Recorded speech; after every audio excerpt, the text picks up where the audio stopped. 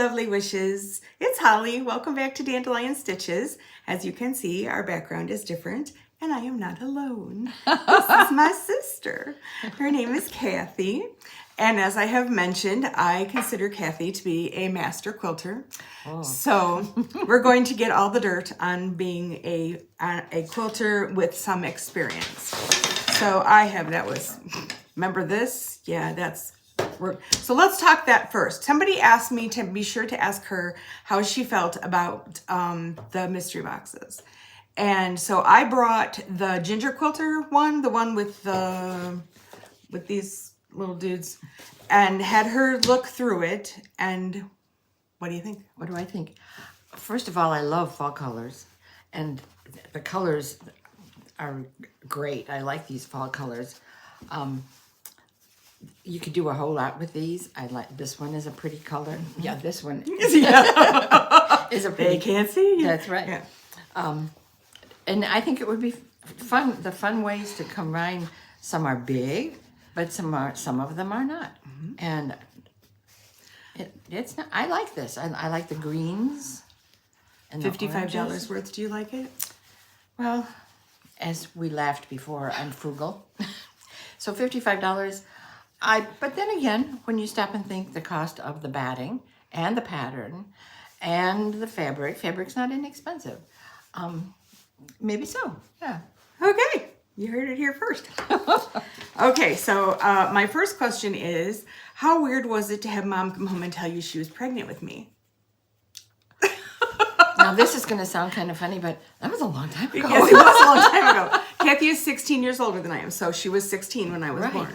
And I had a whole lot of other interests. Oh, I was very new on the totem pole.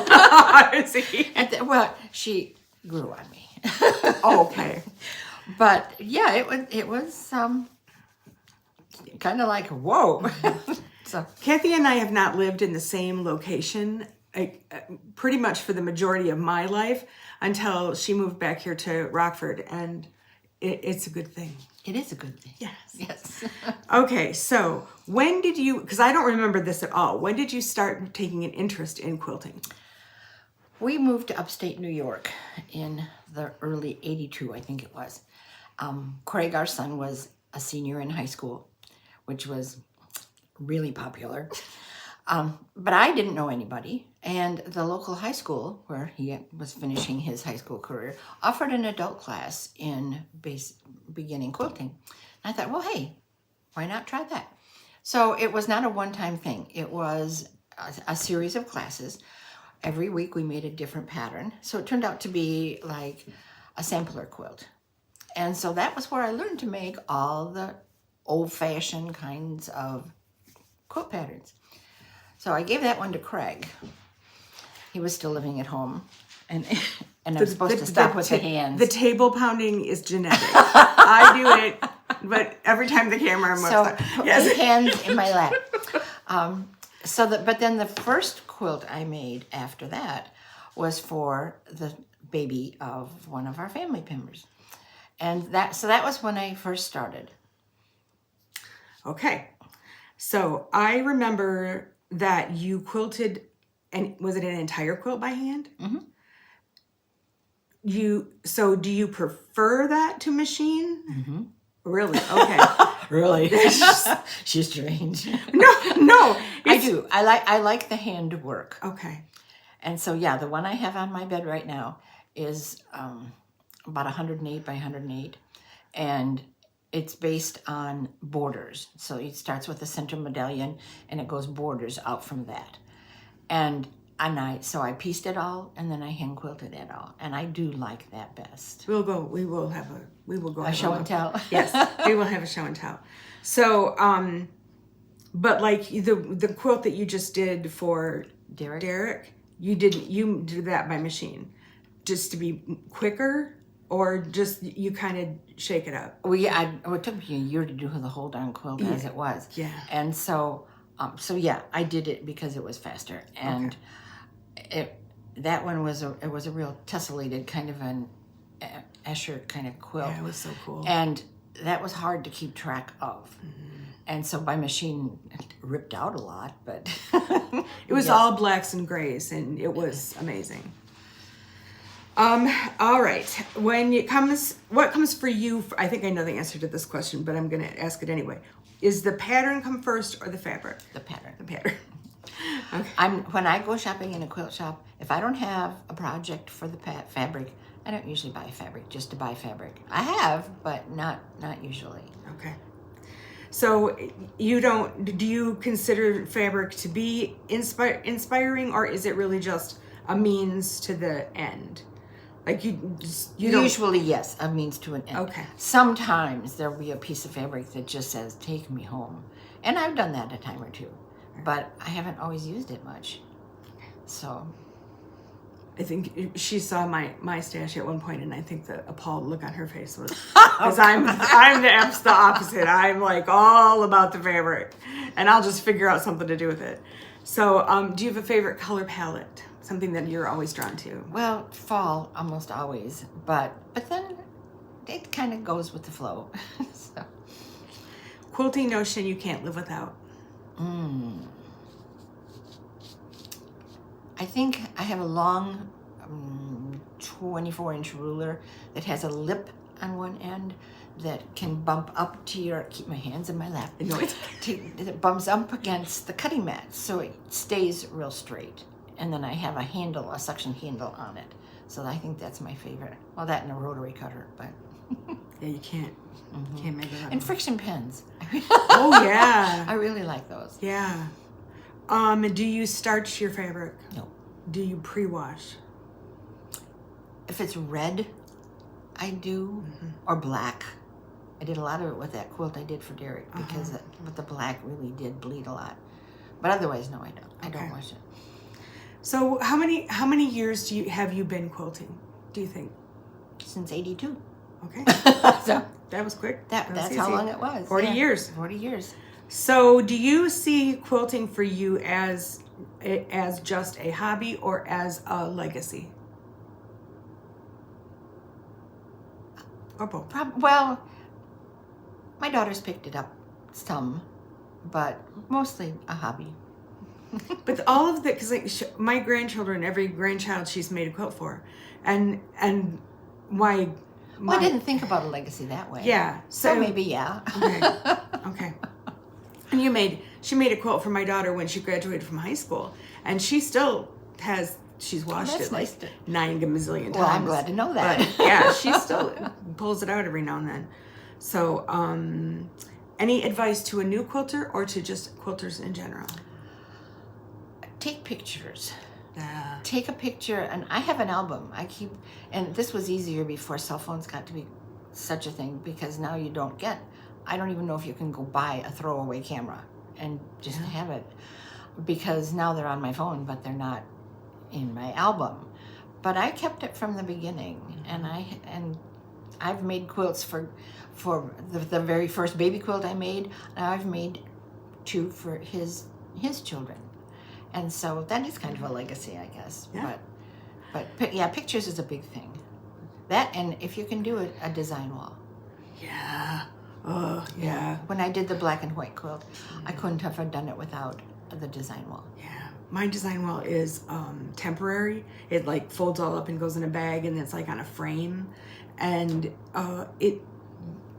it's awesome. It is an awesome design wall. But there's like, okay, where do you put it?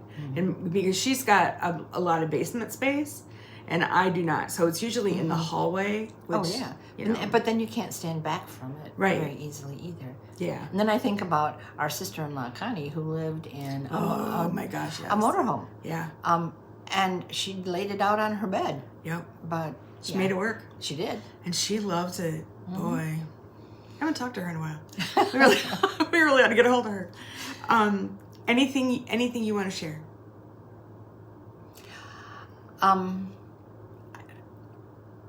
I don't know that there's anything in particular, but there's a limited number of quilts that you can make, and a limited number of babies in your family. And so even though I've done one for about every baby, and every grandchild kind of thing, still, I keep wanting to quilt, and then what am I going to do with them? And so I finally found the answer to that one. There was a little article in the newspaper quite a long time ago that I had cut out on the spur of the moment and just kept this article. And there's a daycare center south of town that really was needing small quilts. So I found that was my answer, because they wanted 3x4 quilts that the kids could use for nap time, kind of a thing. And they didn't care what it was. It could be one big square of fabric, if they didn't care. But now I can find a new pattern that I want to try, or some colors that and I tend to be drawn to scrappy quilts because I end up with a lot of scrappy scraps. But I've done quite a few quilts for this daycare center, and then you can try something you never tried before, and they're not very big. They're small, and so you can get it done and move on to the next thing. There's a place here in town, Miss Carly's is her name, and she helps homeless drug women that have been trafficked a lot. She does amazing work. And she did a little thing on Facebook not too long ago about how someone donated a quilt, like a handmade quilt.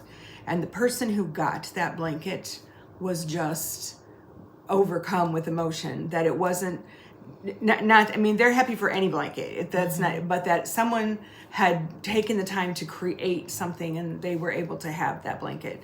So I thought that was pretty cool. And know that when you do something like that, you don't know what's going to happen to it. Oh no, it can go to shreds and pieces. Right. But it's kind of like moving away from a house. Yeah. When you move away, you have to just let it go. Yeah. When you give your quilt, it's gone. It now belongs to someone else. So. And you hope they love it. You hope they do. They do love it. All right, that's all my questions. If you guys have more questions, maybe I can talk her into doing this again, and then we'll have your specific questions. So if you would like to do that, leave them in the comments. And I think that's all we've got for you for today. So did you want to show the quilt on the bed?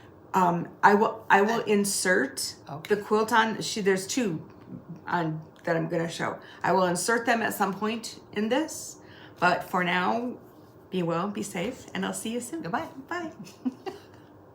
Okay, here we are in the bedroom. This is the quilt. Do you want to explain when you were talking about how so it started in the center, and this is the one she's done completely by hand.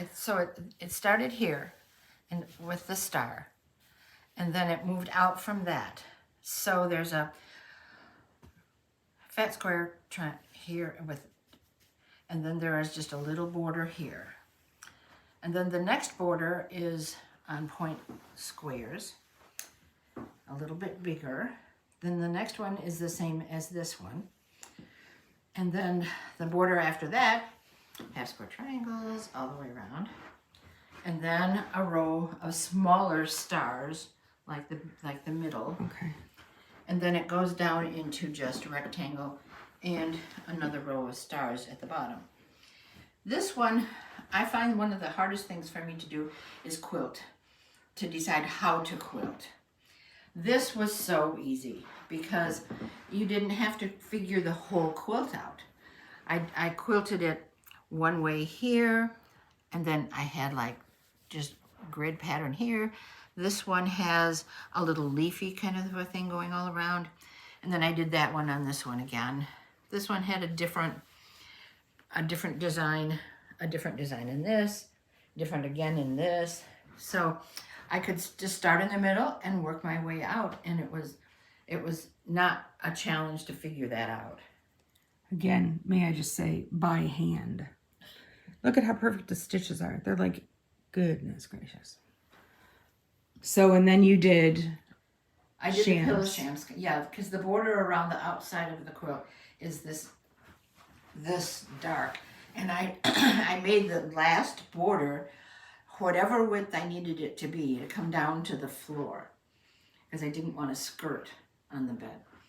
And so then I used that for the shams with just another star pattern. It's beautiful. I like it a lot. I'm happy with it. Okay. Okay? Okay. Okay. This quilt top was found in the basement of one of the elderly aunties of my husband. And when they both, there were two aunties that lived together. When they both passed away and they had to clean out the house, we found this in the basement. So I go upstairs to the girl cousins who were up there, and I said, we found this in the basement, and you girls should, oh, we don't want that. What do we want with that? May I have it? Oh, yes. So I took it home. Now, it was just the quilt top, and it did not have the yellow border around the bottom. And I needed to have that extra width, so I pieced on the little octagons around the bottom, and then I hand quilted the whole top. Now, this is another easy one to do because it was just a 1/4 inch in of every rectangle or octagon.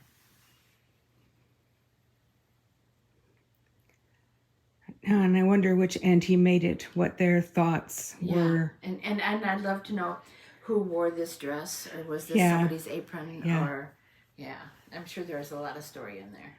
Cool. Talk about quilting for legacy. That's somebody's legacy. Only we know who. Mm-hmm.